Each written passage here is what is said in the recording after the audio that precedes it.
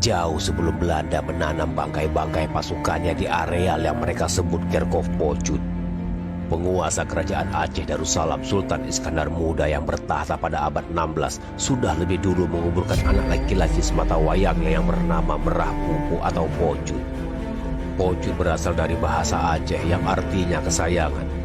Pocut Merah Pupu adalah anak kesayangan sekaligus putra mahkota yang dari kecil sudah disiapkan Sultan Iskandar Muda sebagai pengganti beliau jika suatu saat mangkat dari jabatan besarnya. Harapan itu kandas saat seorang perwira kerajaan memergoki Merah Pupu meniduri istrinya. Perwira itu bertukuk lutut di hadapan Sultan sebab ia telah membunuh istrinya yang berbuat asusila. Sedangkan Merah Pupu dibiarkan hidup dan diserahkan kepada Sultan. Perwira itu tak ingin mengeksekusi anak Sultan, justru ia menyerahkan semua keputusan kepada Sultan Iskandar Muda.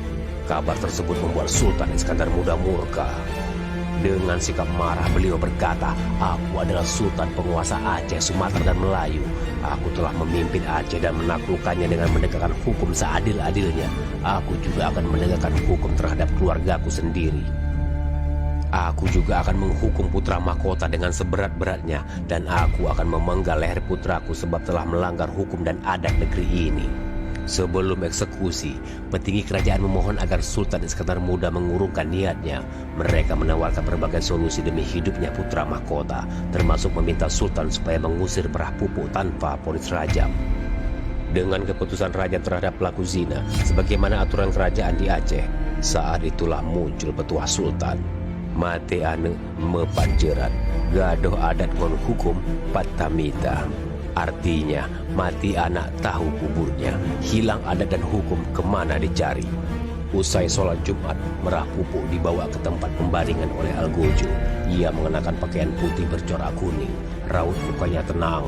Sang anak raja menerima sanksi hukum dengan hati penuh ikhlas. Bahkan ia meminta agar kepalanya tidak ditutupi kain agar bisa menatap wajah ayahanda terakhir kalinya. Sultan Iskandar Muda telah siap untuk memenggal leher anaknya. Walaupun hatinya menangis, tapi Sultan tetap teguh pada hukum Allah. Dalam sekejap, kepala dan badan Merah Pupu terpisah. Darah segar si buah hati mengenai pakaian Sultan dengan julukan perkasa alam itu.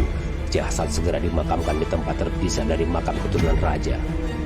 Sultan Iskandar Muda memerintahkan Merah Pupu agar dikubur di lapangan pacu kuda yang kini bernama Kerkhof. Sultan tidak ingin jenazah Merah Pupu dimakamkan berdampingan dengan keturunan raja lainnya. Pasca eksekusi rajam, beredar kabar bahwa Merah Pupu difitnah oleh orang terdekat Sultan. Mereka sengaja merencanakan agar sang putra mahkota terjerat perbuatan zina. Program tersebut sebagai upaya menggulingkan Merah Pupu sebagai ahli waris kerajaan Aceh setelah Sultan Iskandar Muda mangkat. Tampaknya ada kelompok yang tidak senang dengan kehadiran Merah Pupu dalam silsilah kerajaan Aceh. Golongan ini memilih istri perwira sebagai tumbal. Sebab perempuan ini tergolong cantik dan kerap keluar masuk dalam istana raja. Pengawasan istana terbilang ketat, kecuali terhadap petinggi kerajaan dan para istri pejabat, termasuk istri perwira. Alhasil, misi menyingkirkan Merah Pupu dari tahta kerajaan berjalan sukses lewat vonis rajam. Namun semua itu telah berlalu. Sultan Iskandar Muda telah membuktikan keadilan terhadap negeri yang beliau pimpin. Namanya terus dikenang sebagai Sultan megah, bersyariat, dan mampu mensejahterakan rakyat Aceh. Silahkan follow, like, share, dan komen video ini jika kalian suka.